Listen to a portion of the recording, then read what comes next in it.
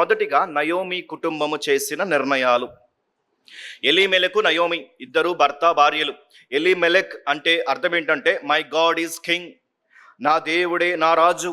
నీ రాజు ఎవరయ్యా అంటే నా దేవుడే నా రాజు అన్న అర్థముతో అతని పేరుంది. ఆమె పేరు నయోమి. నయోమి అనే మాటకు అర్థం ఏంటంటే ప్లెజెంట్, స్వీట్ వన్, మధురమైన లేదా మధురం అనే అర్థం. వీరిద్దరికి ఇద్దరు కొడుకులున్నారు, మహ్లోను కిల్యోను. ఈ పేరుల యొక్క అర్థం ఏమంత మంచిగా ఉండదు. మహ్లోను అంటే సిక్, జబ్బు మనిషి, గుర్తుంచుకోవాలి ఈ పేర్లు. మహ్లోను అంటే జబ్బు మనిషి, కిల్యోను అంటే బలహీనుడు అని అర్థం. ఈ విధంగా 4 సభ్యులు కలిగినటువంటి ఈ కుటుంబం బెత్లెహేములో నివసిస్తుంది. సో ఒకసారి బెత్లెహేము పరిసర ప్రాంతాలలో కరువు వచ్చింది.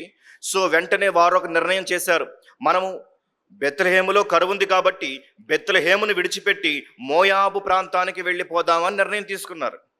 అయితే ఇక్కడ గమనించవలసిన విషయం ఏంటంటే మోయాబు వెళ్ళాలి అన్న నిర్ణయాన్ని దేవుడు ఆమోదిస్తాడా, దేవుడు అంగీకరిస్తాడా అనే ప్రశ్నకు లేదు కాదు అనే సమాధానం చెప్పక తప్పదు. అంటే దేవుడు దాన్ని అంగీకరించాడు. ఇది వారి సొంత నిర్ణయము, ఇది వారి యొక్క ఇష్టానుసారమైన నిర్ణయము. దేవుడు దీనికి ఒప్పుకోడు. ఒక్క పేజీ మీరు వెనక్కి తిప్పినట్లయితే అసలు ఆ రోజుల్లో ఉన్న పరిస్థితులు ఏంటో మనకు అర్థమవుతుంది. జడ్జెస్, న్యాయాధిపతులు 21వ అధ్యాయము 25వ వచనం చూడండి ఒకసారి, నేను చదువుతాను. ఆ దినములలో పరిస్థితులు ఎలా ఉన్నాయో ఈ వచనం చెప్తుంది. ఇజ్రాయేలీలకు రాజు లేడు, ప్రతి వాడును తన ఇష్టానుసారముగా ప్రవర్తించుచూ వచ్చెను. సో ఈ వచనం ఏం చెప్తుందంటే ఆ రోజుల్లో పరిస్థితులు ఎంత దారుణంగా ఉన్నాయంటే రాజు లేడు కాబట్టి ఎవరికి ఇష్టం వచ్చిన నిర్ణయాలు వాడు చేస్తున్నారు. వాళ్ళ ప్రవర్తన వాళ్ళ ఇష్టానుసారంగా ఉంది, వాళ్ళకి అడ్డు అదుపు లేదు అనేది ఇక్కడ తెలియజేయబడుతుంది.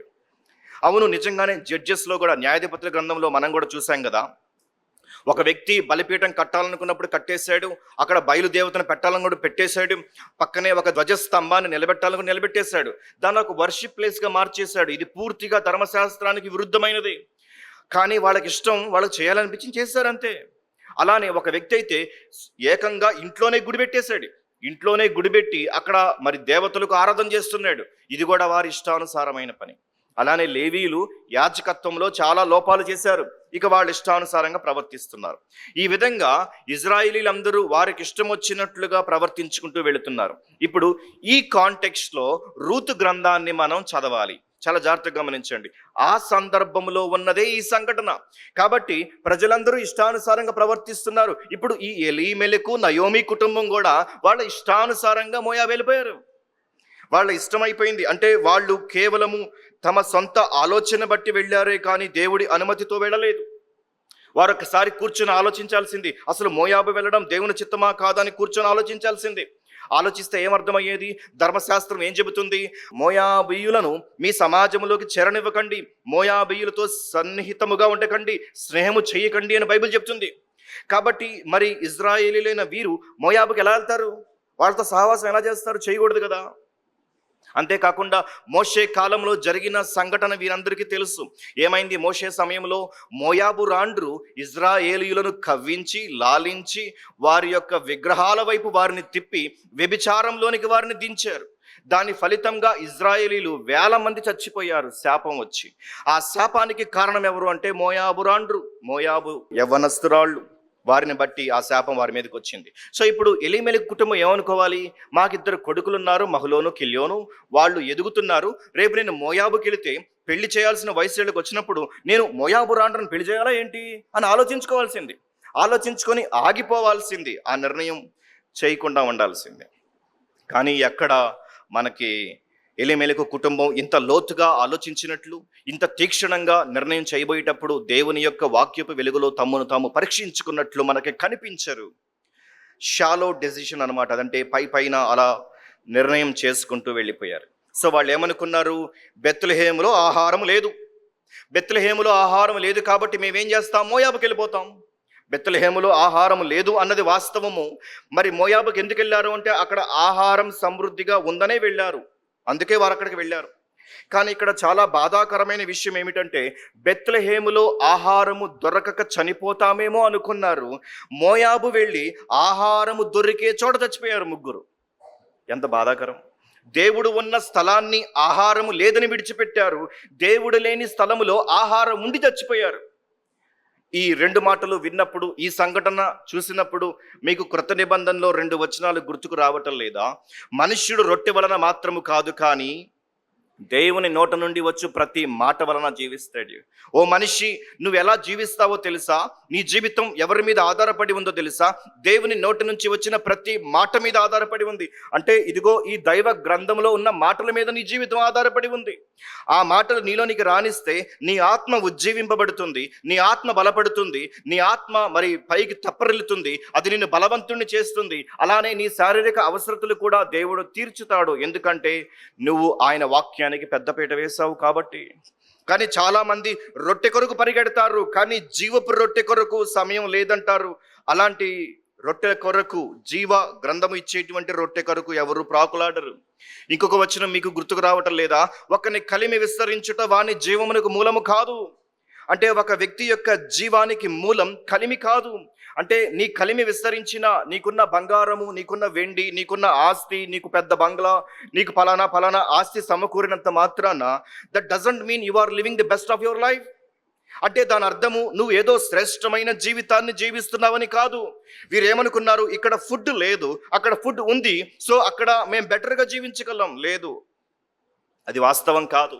గుర్తుంచుకోండి, జీవితంలో అసలు శ్రేష్టత ఎప్పుడు అంటే దేవుణ్ణి కలిగి ఉన్నప్పుడు, దేవుణ్ణి కేంద్రముగా చేసుకున్నప్పుడు. హానోకు గురించి మనం పాత నిబంధనలో, క్రొత్త నిబంధనలో చదువుతాం. అసలు హానోకు ఏం చేశాడు? రాయండి ఒక పేపర్ మీద. ఏమన్నాయి అసలు ఆయన చేసినవి? ఒక ప్రవచనం చెప్పి ఉన్నాడు అంతే.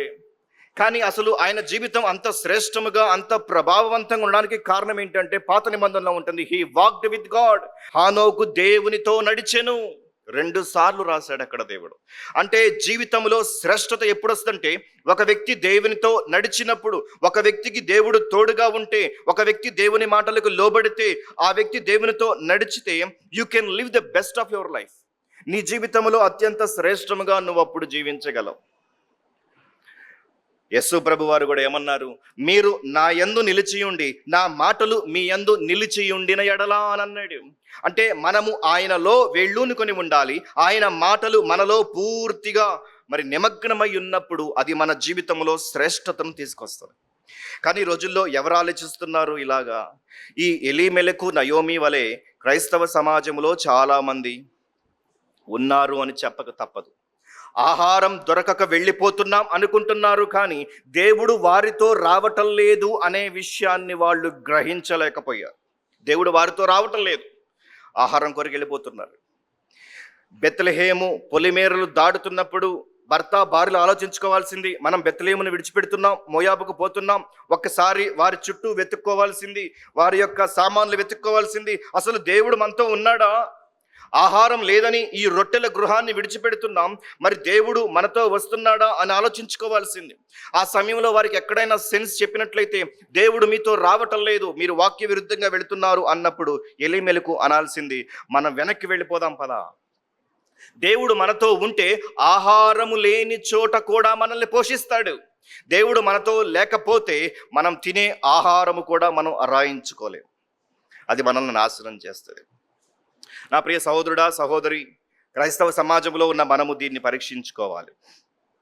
వారు చేసిన తప్పు మనం చేస్తున్నామేమో ఆలోచించుకోవాలి. ఇది మొదటి నిర్ణయం. రెండవ నిర్ణయం, వారి కుటుంబం మరి అక్కడికి వెళ్ళిన తర్వాత 2 యవనస్తులు పెద్దవాళ్ళు అయ్యారు, పెళ్ళిడు వచ్చింది. ఈ మహలోను కిల్యోనికి పెళ్లి చేయాలనుకున్నారు.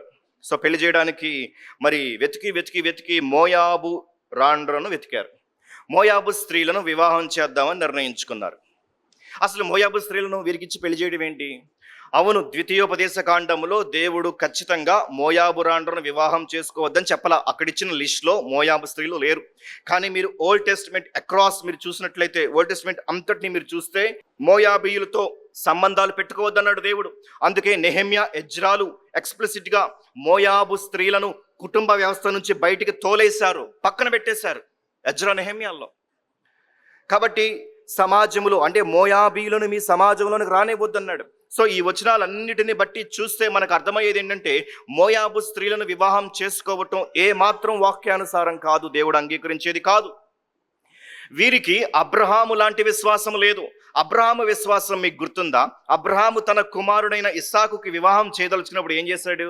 నేను నివసిస్తున్న ఈ కనాను ప్రాంతంలో అమ్మాయి నాకొద్దు, పద్దనరాముకు వెళ్ళి అక్కడ ఉన్నటువంటి అమ్మాయిని, ఒక కుమార్తెను నాకు కోడలుగా తీసుకురా అని చెప్పి పని కట్టుకుని మరి పనివాడైన ఎలియాజరును పంపించాడు. ఎంత దూరం అది? దాదాపు 400 మైల్స్ కన్నా ఎక్కువ, 400 మైళ్ళ కన్నా ఎక్కువ దూరం వెళ్ళి కోడలను తెచ్చుకున్నాడు ఆయన. ఇప్పుడు ఇక్కడ మోయాబులో నివసిస్తున్న వీళ్ళు ఏమనుకోవాలి? ఈ మోయాబు స్త్రీలు మాకొద్దు, మేము ఇజ్రాయెల్ దేశానికి చెందిన వాళ్ళం. డెడ్ సీని మరి వెస్ట్ వైపు వాళ్ళు దాటి వెళితే ఇజ్రాయెల్ కంట్రీ, అక్కడికి వెళ్ళి మేము ఒక అమ్మాయిని, 2 అమ్మాయిలు తెచ్చుకుంటాం, మహలోను కిల్యోనికి పెళ్లి చేస్తామని వారు అనుకోవాలి. అలా అనుకున్నారా? అనుకోలేదు. ఇంతకీ వేళ్ల దూరం ఎంత? 50 to 100 మైల్స్, అంతే. 50 నుంచి 100 మైళ్ళు మాత్రమే. అబ్రహాం ఎంత దూరం వెళ్ళాడు? 400 మైళ్ళకి మించి వెళ్ళాడు కోడల కోసం. వీళ్ళు పట్టుమని 50-100 మైళ్ళు కూడా వెళ్ళి కోడలను తెచ్చుకోవడానికి వెళ్ళలేదు. కారణం ఏంటంటే వాళ్ళ విశ్వాసపు మెట్టు, అంతే. గుర్తుంచుకోండి, కొన్నిసార్లు మన విశ్వాసము మన క్రియల్లో కనిపిస్తుంది. అలా కనిపించలేదు అంటే అది నిర్జీవమైన విశ్వాసం, అది సరి అయిన విశ్వాసం కాదు. ఈ ఎలీమెలకు నయోమిది సరైన విశ్వాసం కాదు. వీరు దేవుణ్ణి దాటిపోయారు. మొత్తానికి 2 అమ్మాయిలు దొరికారు. ఎవరు అంటే ఓర్పా ఒక ఆమె, రూతు మరొక ఆమె. ఓర్పా అనే పేరుకి అర్థం ఏంటంటే స్టబర్న్, మొండితనం ఆ యొక్క పేరుకి అర్థం. రూత్ అంటే ఫ్రెండ్షిప్, సత్సంబంధము అని అర్థం. సో వీళ్ళిద్దరిని పట్టుకొచ్చారు, మరి వివాహం జరిపించారు. మహలోను రూతుని వివాహం ఆడాడు, కిల్యోను ఓర్పాను వివాహం ఆడాడు. వయసు వరుస చెప్పాలి అంటే రూతు రోగిష్ఠుడిని పెళ్లి చేసుకుంది, ఓర్ప బలహీనుడిని పెళ్లి చేసుకుంది. మీనింగ్స్తో చెప్తున్నాను అంతే, తిట్టట్లా నేనే, అక్కడున్న మీనింగ్స్ అవే చెప్పా కదా. ఓర్ప బలహీనుడిని పెళ్లి చేసుకుంది, రూతు రోగిష్ఠుడిని పెళ్లి చేసుకుంది. సో మొత్తానికి వీరి యొక్క వివాహం మరి జతపరచబడ్డారు. వివాహం అయింది, కానీ ఎన్నాళ్ళు గడిచిందో మనకు తెలియదు. కానీ పిల్లలైతే పుట్టలేదు, భర్తలైతే చనిపోయారు. 2 భర్తలు చనిపోయారు. ఒకసారి మీరు చేసుకోండి, నయోమి ప్లేస్లో మీరుంటే ఏంటి? భర్త చనిపోయాడు, 2 పిల్లలకి పెళ్లి చేసినప్పటికీ పిల్లలను కనక ముందే వాళ్ళు చనిపోయారు. అంటే ఇక ఒక్కత మిగిలిపోయింది, ఆమె ఒక్కత మిగిలిపోయింది. ఆమె కుటుంబం మీదకి పెద్ద నాశనమే వచ్చింది. ఎందుకు ఇలా జరిగింది? ఇంత విపత్తు ఈ కుటుంబం ఎదుర్కోవడానికి కారణం ఏంటంటే దేవుడు ఆమోదించని నిర్ణయాలు వాళ్ళు చేశారు, దేవుడు అంగీకరించని నిర్ణయాలు వాళ్ళు చేశారు. వారి నిర్ణయాలు సరిగా లేవు కాబట్టే వారి కుటుంబం మీదకి నాశనం వచ్చింది, వారి కుటుంబం నాశనంలో కొట్టుకుపోయింది. కాబట్టి నా ప్రియ సహోదరుడా, ఈరోజు నిర్ణయాలే రేపటి మన భవిష్యత్తులు. గుర్తుంచుకోండి, ఈరోజు మన నిర్ణయాలే రేపటి భవిష్యత్తు. ఇక్కడున్న వారందరికీ మరి నేను మనవి చేసేది ఏంటంటే, భర్తలుగా ఉన్న కుటుంబ యజమానులారా, భార్యలుగా ఉన్న కుటుంబాన్ని కట్టే వారులారా, మీరు చేసే నిర్ణయాలలో చాలా జాగ్రత్తగా ఉండాలి. మీరు చేసే నిర్ణయాలలో దేవుడికి పెద్దపీట వేయాలి. అంటే దేవుడికి ఫస్ట్ ప్రయారిటీ ఇవ్వాలి. దేవుని వాక్యానికి లోబడి, ఆయనకు భయపడి, ఆయనకు విధేయతలోనే నేను నిర్ణయాలు చేస్తున్నానా అని చెప్పి, చిన్న నిర్ణయాల నుంచి పెద్ద నిర్ణయాల వరకు మీరు వాక్యపు వెలుగులో జల్లిడబట్టి ఆ నిర్ణయాలు తీసుకోవాలి. ఎడాపెడా చేసేసుకుంటూ వెళ్ళిపోతే, అంటే దైవ వాక్కుకి లోబడకుండా, దైవిక జ్ఞానోపదేశం తీసుకోకుండా, అంటే దేవుని వాక్యానికి లోబడకుండా, గాడ్లీ కౌన్సిలింగ్ తీసుకోకుండా మీరు ముందుకు వెళ్ళిపోతే బొక్కబార్లా పడిన తర్వాత ఆ యొక్క నిర్ణయం యొక్క పర్యావసానాలు కుటుంబ సభ్యులు అనుభవించక తప్పదు. ఇక్కడ ఎలీమెలెకు యొక్క సొంత నిర్ణయమా ఇది, లేదా నయోమి వెనక ఉండి ప్రోద్బలముతో ప్రెషర్ చేసి మోయాబు వెళదామని బలవంతం చేసిందా మనకు తెలియదు. భర్త నిర్ణయం అయి ఉండొచ్చు, లేదా భార్య ఒత్తిడితో భర్త తల వంచి చేసి ఉండొచ్చు. కానీ పర్యావసానం ఇద్దరూ అనుభవించారు. భర్త అయితే చనిపోయాడు, భార్య అయితే నలిగిపోయింది, చాలా నలిగిపోయింది. కాబట్టి మనం గాడ్ సెంటర్డ్ డెసిషన్స్ చేయాలి, దేవుణ్ణి కేంద్రీకృతంగా పెట్టుకుని నిర్ణయం చేయాలి. అలా చేసినప్పుడు అవి దృఢమైన నిర్ణయాలుగా, దేవునికి మహిమ తెచ్చే నిర్ణయాలుగా ఉంటాయి. ఇక్కడ నయోమి కుటుంబంలో చేయబడిన 2 నిర్ణయాలు దేవుడికి ఏమాత్రం అంగీకారమైనవి కావు. దాని ఫలితాన్ని వారు అనుభవించారు. కాబట్టి ఇక్కడ నుంచి పాఠం నేర్చుకోండి. మీరు నిర్ణయాలు చేస్తున్నప్పుడు జాగ్రత్త, దేవునికి మహిమకరమైన నిర్ణయాలు చేయండి.